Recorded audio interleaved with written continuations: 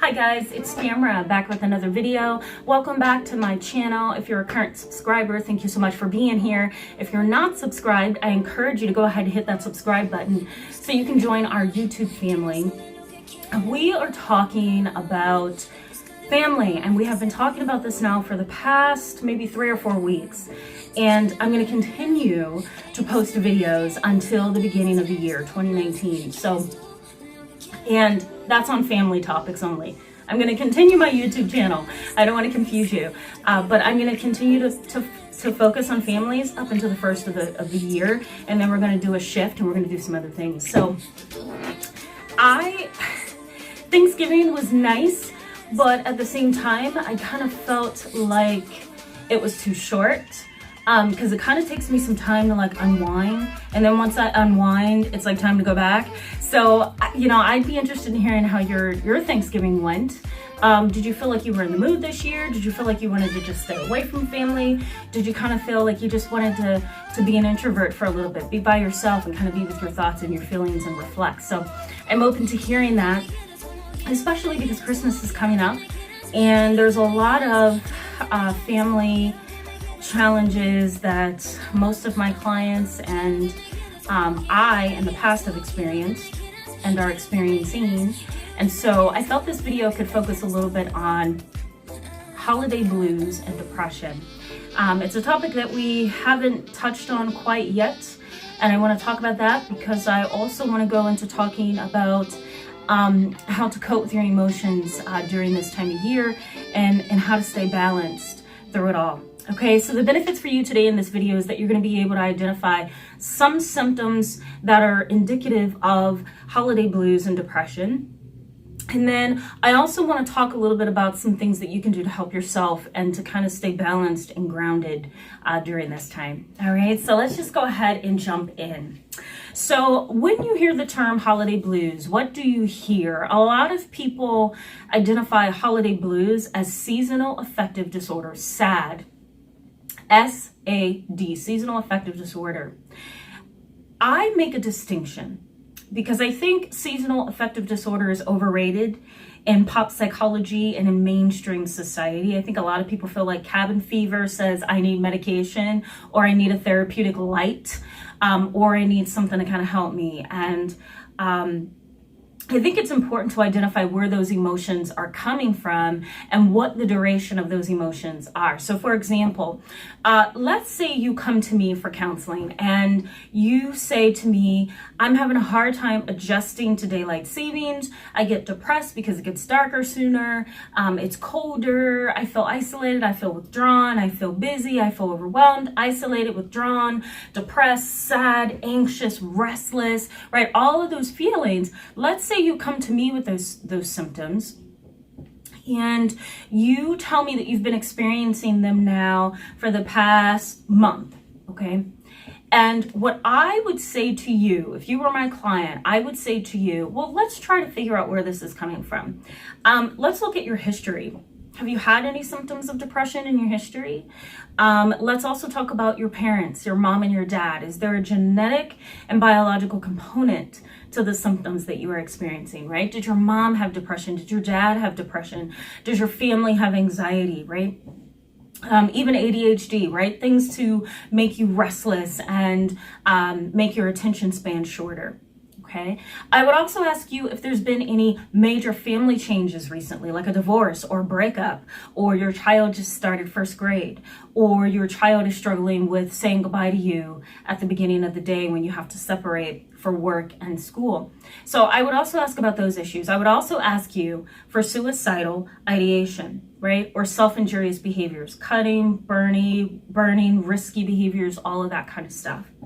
The reason I would ask those questions is to tease apart whether or not this depression that you're experiencing is actual clinically motivated, or maybe I should put it this way, let me correct that. So I would ask these questions so that I could tease apart whether the symptoms you're experiencing are clinical or practical and basic and typical. Because the last thing that you want to do is medicate yourself or go to therapy when you don't really need to do that, right? We need to figure out where is the core of these symptoms coming from. Okay, so I want to give you a listing of symptoms that you should look out for, and I also want to give you some suggestions to kind of help you deal with holiday blues. Okay, so the first symptom that I want you guys to focus on is irritability, right? Are you irritable around this time of year? And if so, what is the duration and the intensity of that irritability? Okay, so on a scale from 1 to 10, 1 being the least,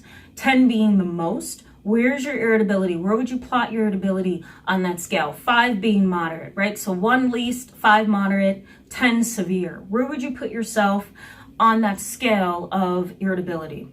Okay. The next one is sadness and depressed mood. Are you so depressed and so sad that you feel that your life is over? You feel that there's no reason to live? Are you so depressed that you're suicidal, that you have a plan, you have intent, right? You just may not have the opportunity, but you have intent and you have a plan, right? Are you so depressed that you're tearful all the time? Are you crying? Are you miserable, right? Are you so sad that you can't get out of bed? Would you rather sleep than be awake? Are you sleeping long durations of time, right? So from 1 p.m. all the way till 10 p.m. Are you sleeping from the time you go to bed to the time it's time to go to bed the next day, right? What's the duration and intensity? The key word for holiday blues is duration and intensity. That's what I'm looking for, duration and intensity, okay? The next one that I want you to focus on is negative thoughts, or what we call thinking errors or cognitive distortions, right? What are your thought processes, right? Are your thought processes or your thought process, is it something that is abnormal or is it typical? So for example, do you say to yourself, when you are depressed and sad, I'm not going to ever get out of this. I'm not going to ever be anything. There's no use to life. I might as well kill myself. There's no sense in living. Nobody loves me, right? Are these the thoughts that you're having?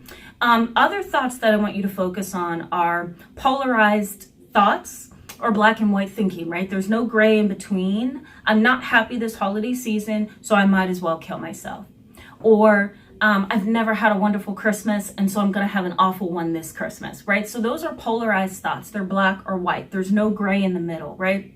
Because there's always possibility. Maybe things will get better. Maybe things will change. Maybe you'll see the holiday differently this year, right? So polarized thoughts, black and white thinking.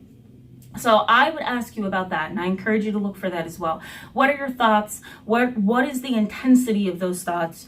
Are your thoughts final thoughts, right? Are they nihilistic to the point of needing therapeutic intervention? Okay. The next thing that I want you guys to focus on, and I have it here, is flu-like symptoms. Okay. Usually flu-like symptoms pop up when you're starting to feel burned out, right? You're starting to feel exhausted and tired and unmotivated. You're not excited about your role, whether that's in your family or at your work, right? You're not excited about what you have to do every day. You're not content with where your life is right now. You're not okay with having to be on a tight schedule. You don't have a mentality that says this is short term during the holiday and then it's going to be over, right? I apologize, guys. That's my alarm. So that's what I would be looking for, right? I'm looking for intensity and I'm looking for duration. And I want you guys to look for duration and intensity as well, okay? If you're having suicidal thoughts, I encourage you to reach out for help, whether that's call a friend or a family member and say, hey, look, I need to talk. I'm not doing well. Or whether that's to reach out to a therapist and say, look, I need some help. Can I come in for once a week therapy? Can I come in for twice a month therapy? Whatever you need, you want to be able to reach out for help. Okay. One last thing that I want to point out as well before I give some suggestions on how to cope is, what's the other one? Learned helplessness. Okay. So if you're starting to kind of feel helpless, if you're starting to feel like there's no use in doing anything, that you don't have what you need to get through this, then that's also a red flag, right? Feeling unmotivated and helpless and hopeless, that is more of a clinical holiday blues, right? That's more of a clinical issue, and we need to deal with that from a clinical perspective. Some people have holiday blues and they can get over it. Other people have holiday blues and it's more clinical than anything. So let's go ahead and jump into how you can kind of help yourself, okay?